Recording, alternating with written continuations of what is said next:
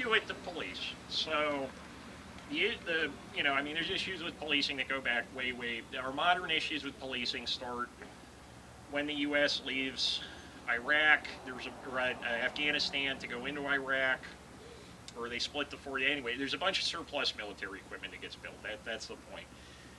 And so they can't liquidate all of it because you can't sell it to civilians, and they don't want to destroy it, which probably would have been the responsible move. So they start handing it to domestic police forces. And the domestic police forces love it. And the domestic police forces, they start getting really paranoid because they had this sudden brief moment of, like, I don't know if you remember a whole lot about, like, right after 2000, 9/11. 9/11, everybody was like, oh, the cops are greatest thing. The cops are the only thing stopping 9/11 from happening at Janet's V Corner's gift shop or whatever. All this crazy shit. And they get this big ego boost, which is not good. And you should never. There's a reason the cops are there, but don't idolize them. It's not a job to be idolized like that. And so they get this big, they get all puffed up. Eventually, people kind of get tired of the police because they see that instead of this force that's supposed to keep them safe, same thing with the government. After 2008, in the financial crash, a lot of people were like, oh shit, there's a two-tier justice system. Banks get this big bailout, but I just lost my entire retirement fund in the form of my equity in my house. And that's when you end up with the Occupy Wall Street protest. That was, in the U.S. at least, that's the first big thing. There were a few things before that, like the Indignados in Spain and a few other things, but the Occupy thing was the first thing where it went international. It was huge international news and all that stuff.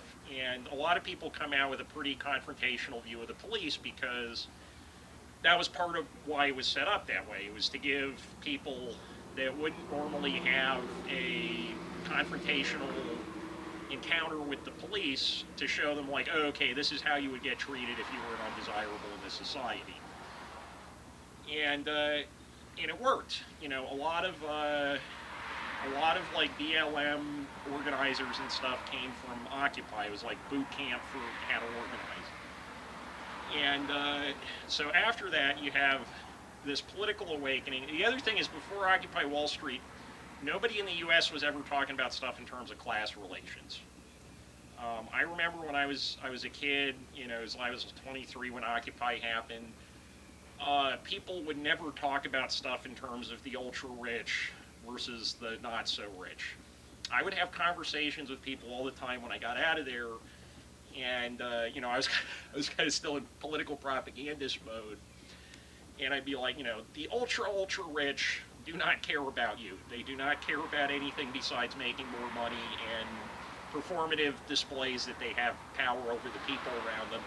And sometimes people would respond with like, oh, you mean somebody making $80,000 a year? Like, I swear to God, somebody actually said that to me once. I'm like, $80,000 is not, $80,000 is about middle class, right?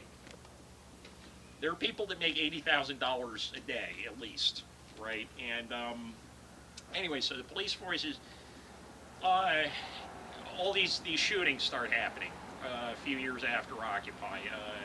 Or actually, no, one of the first ones happened the week that Occupy started, and that was actually where we got a lot of people. Was I believe it was the Trayvon Martin.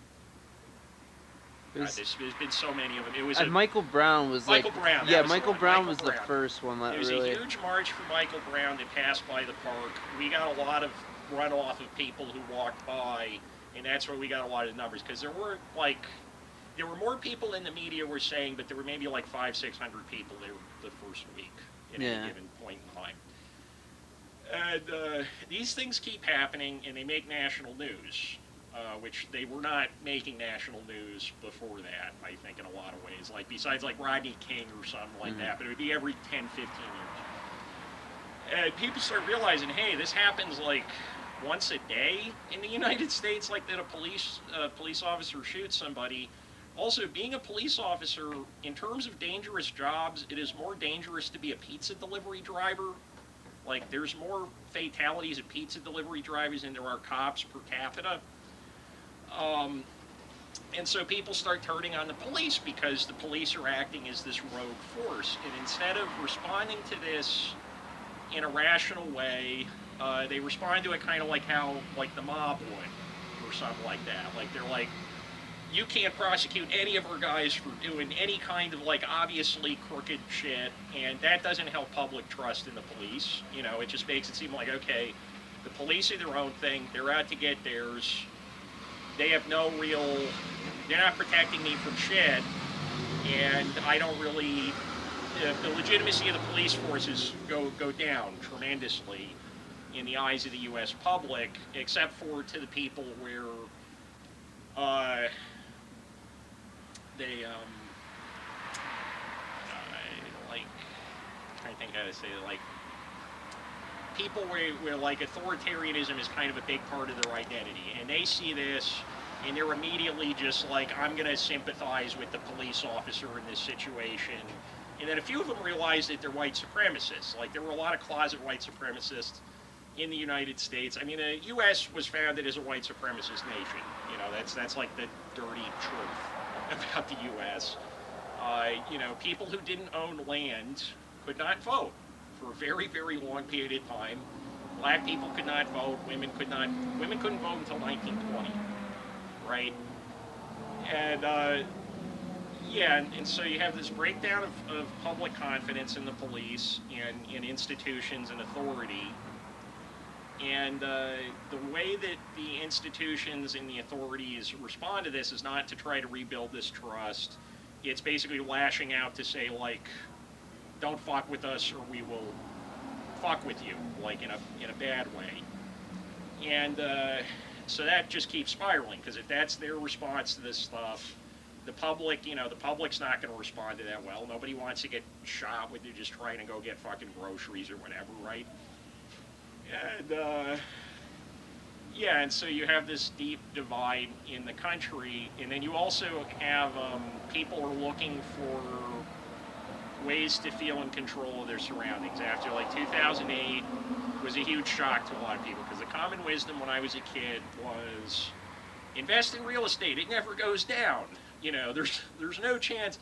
A house is gonna, you know, population always goes up, so house values never go down. And like the whole way that like the middle class was supposed to retire for the boomers, it was basically a big pyramid scheme. Like basically the prices have to keep constantly going up in order for them to get their buyout and leave. And eventually you run out of buyers. And you know, kind of like what happened to Bitcoin. And so like, yeah, and there's just this breakdown in public confidence, and there's no, nobody's made the right moves to help with that, and the very rich in this country realize, like, oh, okay, people know who we are, they're not happy with us. I don't think anybody's happy with the super rich in this country, except for the super rich and, like, the people who make a lot of money giving them hand jobs, so to speak. And so they're like, they think, okay, the oldest trick in the book, if I'm super rich and I don't want the people at the bottom going after me, is racism, right? Because, like, in terms of actual political interests, the poor white guy and the poor black guy have way more in common than either has with, like, an Elon Musk. But if you get them fighting each other, they don't go after the rich people. You look at the history of conspiracy theories going back, like, 300 years. I read a bunch of academic papers on the history of conspiracy theories when I was younger. It's always because, hey, I'm a rich guy, I'm in trouble, let's get them fighting each other over this, that, or the other thing so they don't go after me. And that's, you know, that's the basic strategy of the Republican Party. The rich are paranoid. The rich are extremely paranoid.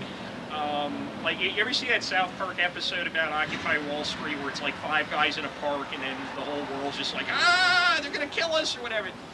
That's actually how these people were thinking, right? And you read interviews with some of these people and they're like, oh, you know, they're all gonna kill us, and there's all this persecution of the rich, blah blah blah. And that's just their own, it's like the telltale heart. That's like the beating, thumping heart under the floorboards that they can hear. They know what they did to everybody. You know, a lot of people on the bottom don't know what they did. They know what they did. They know how they would respond to that. And so they're constantly paranoid about the chickens coming home to roost, you know, and yeah, so they put a bunch of money into a guy who's going to support a white supremacy in a mainstream fashion. And most people politically, and I think socially in a lot of ways, most people are just responding to cues. Most people are not thinking things out through logically. They're kind of looking around at, okay, what are my buddies doing? What's the easiest thing for me to agree with to get through my day and go watch some baseball or something? And that's, yeah. Excellent. Thank you. Hopefully that was useful.